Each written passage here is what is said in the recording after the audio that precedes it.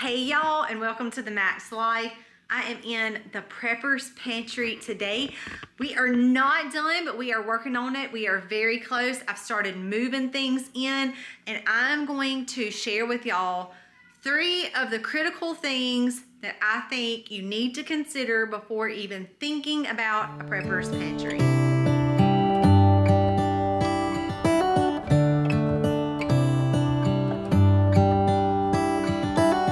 How come the stars come to shine when it's dark from so far away? Okay, so I know I have a fairly large space to work with, but I'm going to tell y'all, you don't have to have a space as large as this to take something and transform it into a pantry.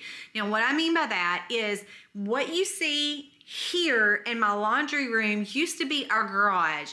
Well, as our family has continued to grow, we moved into this house. We actually only had 3 kids and 1 on the way. We actually have 6 kids now, so a pretty good leap into the growing family stages.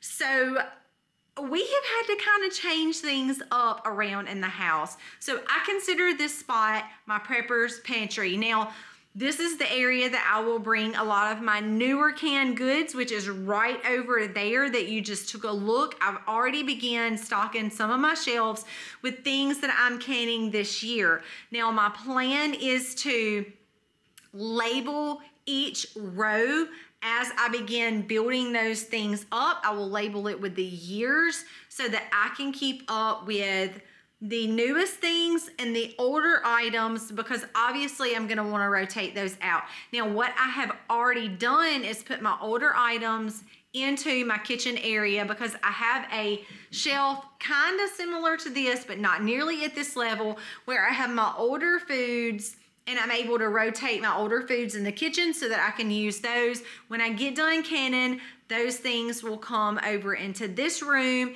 to kind of keep those 2 things separated, where I'm not using my new stuff before I use my old stuff. So a couple of things that I have found being the most important when considering building this style Prepper's Pantry. Now, guys, you can take a walk-in closet, you can take an extra linen closet, anything that you have, and transform it into a Prepper's Pantry where you can use as storage. So a couple of things I want to mention is the size of your shelves. So in between these 2 shelves is actually only big enough for a quart jar. You know, we did that with no extra space so that the jar could slip right in, and I could fit as many shelves on this wall as possible. So shelving and the spacing of shelving, make sure you think through what you're going to be putting in to your pantry so that the measurements will best fit your space for what you're going to be putting in there. So for me, I knew I was going to have more quart jars than anything else, but I also knew that I was going to have some gallon size stuff, which I gave you guys a glimpse of right here. Those are gallon size jars that have my water glass eggs in. A lot of my freeze dried onions and green onions also go into those really big jars, because I bring a lot of that stuff in at one time, and it would be nearly impossible for me to get them all in smaller jars. So I have found that gallon jars are the best. So in the thinking through process, quart jars was a main, gallon jars, so I have sizing on my shelves to fit my needs for quart jars, gallon jars, and also space at the bottom for 5-gallon buckets, because guys, we have found the most economical way to do things in our family is buy them in bulk. Things are more expensive in bulk, but in the long run, they're actually cheaper. So if you can buy things in bulk and then break those down into an area where you can store them, that is the better option if you can do that. Now, you see a lot of my things are still empty, and I only have 1 bucket in here right now. We just finished the floor in here, and I will tell y'all about that on another video, but we just finished the floor, and I'm able to now start bringing things in to put on the floor. So that is my next goal, is organization, getting things that I use less in this room, things that I use more out of 5-gallon buckets closer to me. So that is my upcoming plans. But think about your shelving, spacing, and building that to the way it's gonna suit your needs the best. So the second thing that I would mention that I think is very, very important is lighting. And I don't mean lighting like from above. You will need obviously some type of lighting, but a very sunny area is probably not the best. Now, I will say this, in the room that I'm in right now, I actually have a door and a window, which is not ideal for especially your glass things that are not amber, that are not dark in color. Light tends to break down food more quickly. So if you can pick a space that doesn't have natural light coming in, that is the best option. Like my situation, I have a door and a window. So I have a plan. They won't totally be blacked out, but for the most part, they're gonna be blacked out where I can block as much light from coming into this room as possible, because I obviously don't want the light that's going to speed up the process of breaking my foods down.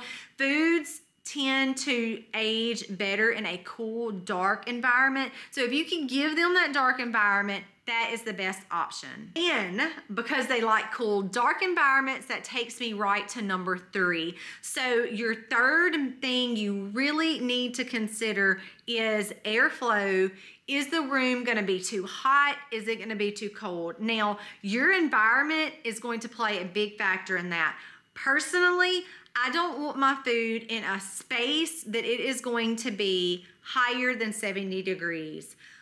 Heat and light will speed up that process. So if you have a cool, dark place, that is the most ideal place. Now, because this was a garage, unfortunately, one of our expenses was to add air conditioner into this area because I don't want my food sitting in a hot room.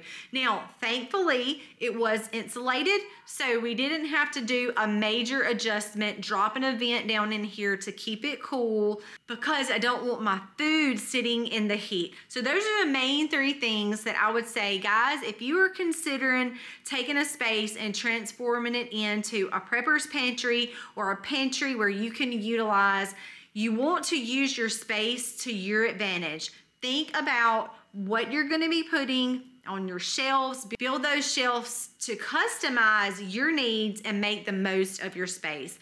Also, consider the lighting. If you have lighting coming into the room, think through, am I going to be able to put blinds up or curtains up or something over the windows to prevent a bunch of light for coming into that room. And also, if you're considering somewhere like an outdoor storage shed, also ask yourself, does it get hot in here? Does it get too cold in here?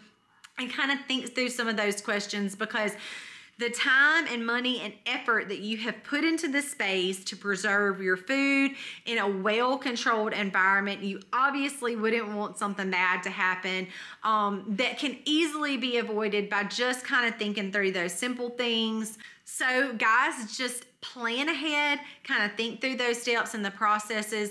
That is what we really tried to focus in on, is adjusting this room. How is it gonna look? Asking ourselves those questions. Can we take care of the lighting? Will we be able to control the environment? And thankfully, all those things worked out for us, and we were able to go ahead and transform this room into our prepper's pantry, where we would have a little bit more space outside of our regular pantry that is closer to me, where I can bring the things that we use to prep with, so that I can have this space when the harvest is coming in right now. We can prepare those foods. We may not be able to eat them. I talked to y'all some about the cucumbers that were coming in like crazy, and taking those and turning them into pickles so that we wouldn't lose our cucumbers. However, I still have some from last year. So then I can take those items that I have preserved and bring them into this room. Guys, like I told you, anything as simple as a linen closet. If you have a spare bedroom that your children have gotten older and moved out, there are a couple of things that you can do as far as shelving. You would just kind of have to get creative. I've also seen people take different milk crates and stack those things up. You can actually build your own shelves shelves, doing simple things like that. Just remember, consider, especially if you're going to be investing someone building shelves for you, what you want that to look like so you can utilize your space the best for your needs. Guys, I'm going to continue to give you updates on this area as I continue to bring things in here and organize and build up this area, our new preppers pantry. We are so excited about it and glad to be able to share these things with you. God bless and happy homesteading, y'all. I wonder